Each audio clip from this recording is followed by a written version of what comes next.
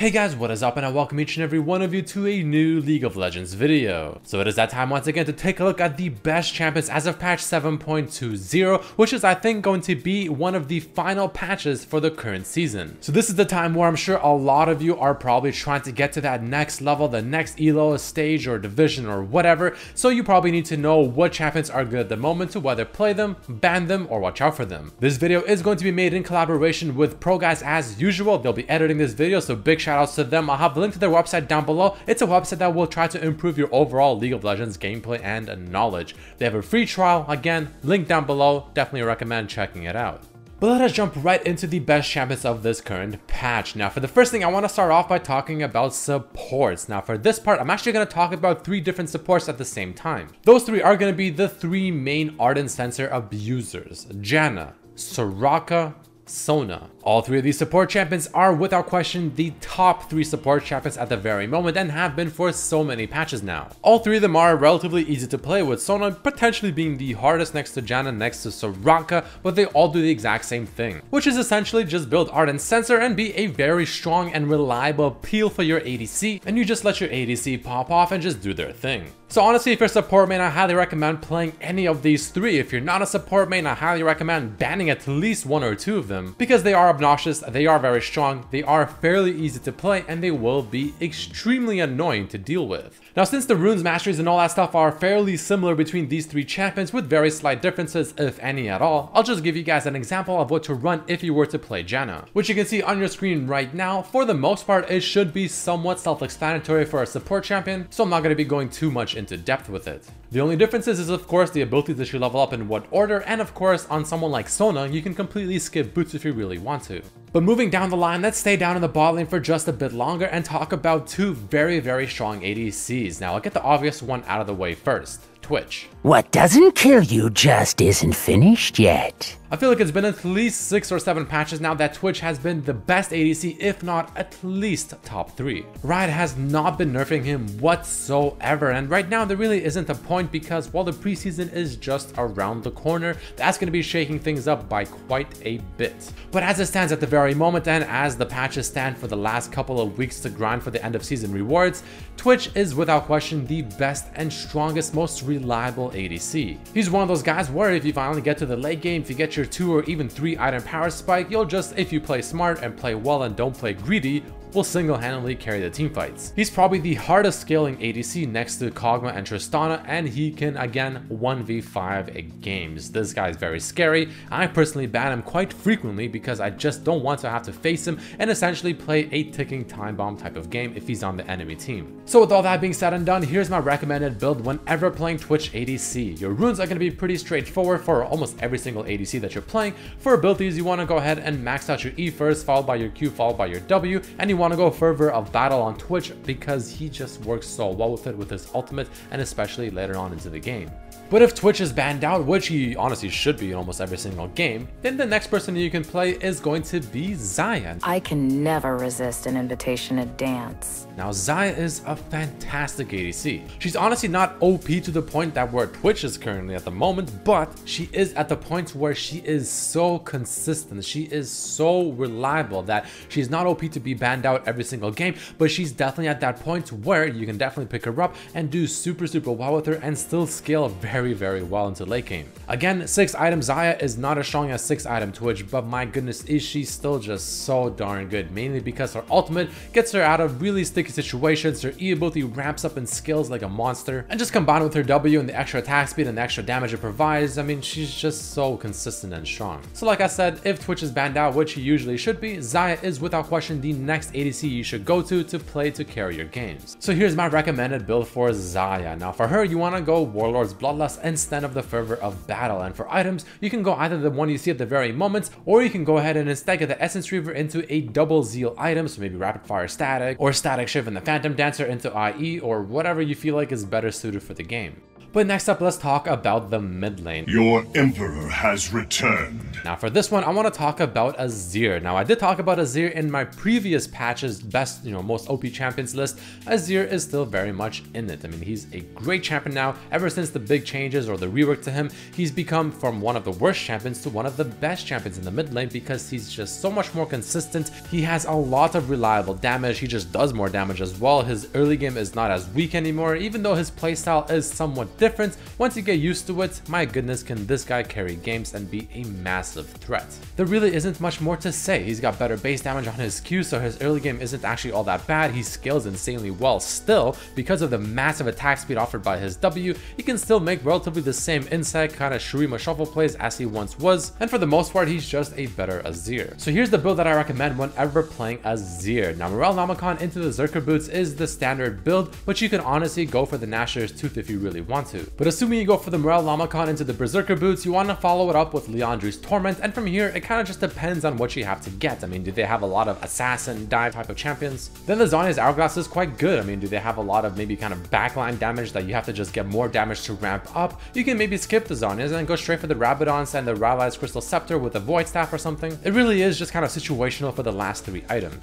But the next champion I want to talk about that's good in the mid lane and the top lane is going to be Talon. Live and die by the blade. Now, I'm sure most of you know Talon is one of my personal go-to champions at the very moment, just because, I mean, I personally like playing assassins. I love the 80 melee assassins like Talon and Zed, but the thing I like about Talon is the fact that not only is he just really strong, it's got solid base damage, his passive along with Ignite is just an insane amount of damage, especially early on into the game, but at the same time, he's got so much mobility with his E ability, the parkour, that it just makes roaming around the map and putting out pressure everywhere is just so much easier. He also has a lot of AoE for an assassin in team fights. He also has some pretty decent dueling potential thanks to being able to just purposely use his abilities to proc the passive. He can also chill invisible inside his ultimate and wait for the abilities to come up and then reset and go on the target once again. He definitely has options, even though he is somewhat of a more linear version of Zed, but that's not necessarily a bad thing. All in all, I just think Talon is a very good champion. If you play him well enough, he can definitely carry games and just put out a ridiculous amount of pressure across the map. So with that being said and done, here's my recommended build whenever playing Talon. If you run no CDR in your runes, you can definitely go for the build that you currently see on your screen, mainly having the Black Cleaver. But if you run 10% CDR at level 18 blues with your runes,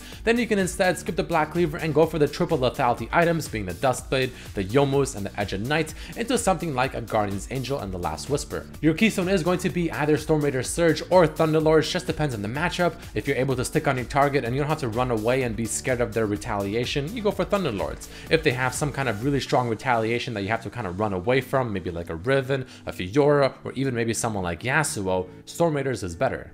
But let's move into the jungle because there are 2 champions that we have to talk about, the first of which also being a very obvious one, Sejuani. Trust nothing but your strength. My goodness, is this champion completely broken. This is probably actually the most broken champion in League of Legends, next to someone like maybe Janna or Sona. Sejuani is so ridiculously strong. It's actually kind of stupid, the fact that she is still staying in this state for so many patches in a row. She's literally getting abused in solo queue and even in competitive play to a lot of success. When a champion is broken in both solo queue and competitive play, you know you've made a big boo-boo. I mean, that's an issue right there, and Riot is not addressing it whatsoever. I don't know why, I don't know what they're waiting for, but if you're a jungler main, please, for all that is holy in this world, if you want to climb, just play Sejuani, assuming she's not banned. She's literally the definition of Freelo. She's got good jungle clear, she's got fantastic ganking potential, she's got so much synergy with any other melee champion to proc her stun.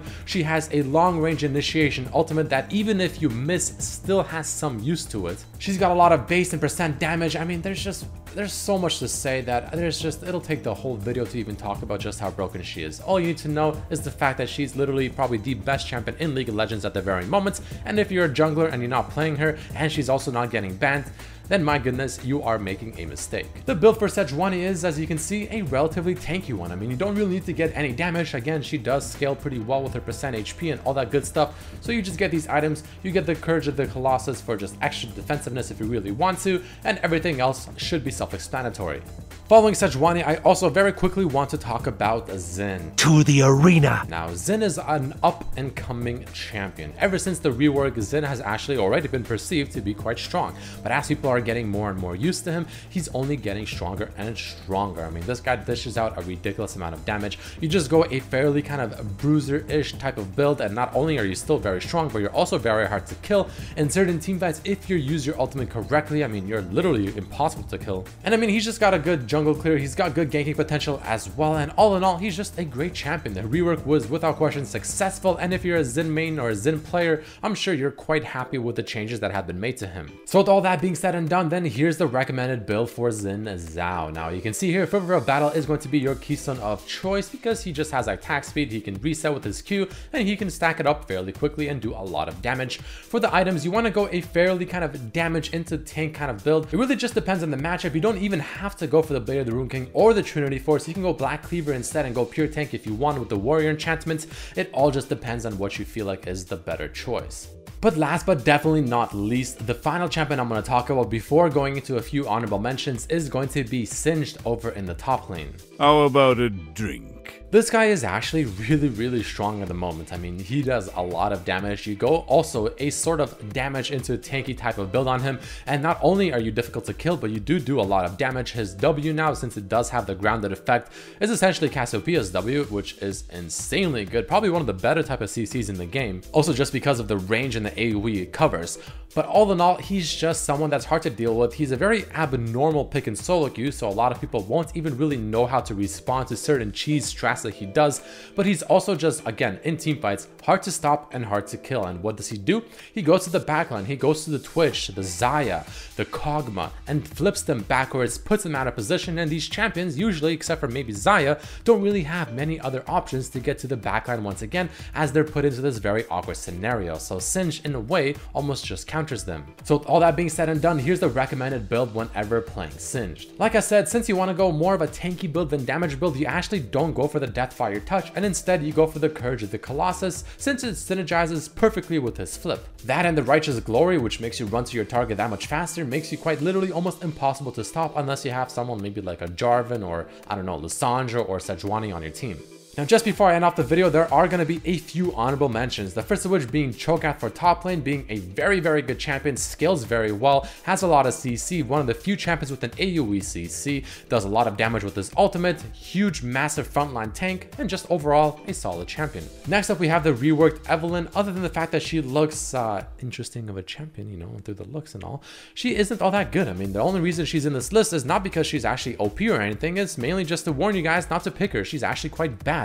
Ever since she came to the live servers and I've seen her played, you know, in higher elo and whatnot, she seems very difficult to make use of properly. She doesn't seem like she does a whole lot. She seems very awkward in team fights, and I just don't really recommend playing her until people kind of get a better idea as to what exactly you even do in this champion. And following that, we have Veigar and Malzahar for mid lane. Malzahar just being a very simple, standard, safe, strong mid laner that if you don't really play mid lane, if you got autofilled or whatever, you could just play Malzahar and you could probably be useful. And Veigar also being very up and coming, very strong, and I wouldn't be surprised if he becomes a top tier champion for the mid lane very soon. But there you guys have it, the best champions as of patch 7.20. Arguably probably the second last patch within the current season, because again, it is coming to an end on November the 7th, I believe. So get on the rank grind, get that final elo that you're going for, get to the gold, the plat, the diamond, the master, the challenger, or whatever it is, and good luck to each and every one of you. And I hope this video shed some light and give you a better idea as to what champions to watch out for, to play, and to ban out. But thank you all so much for watching. If you enjoyed the video,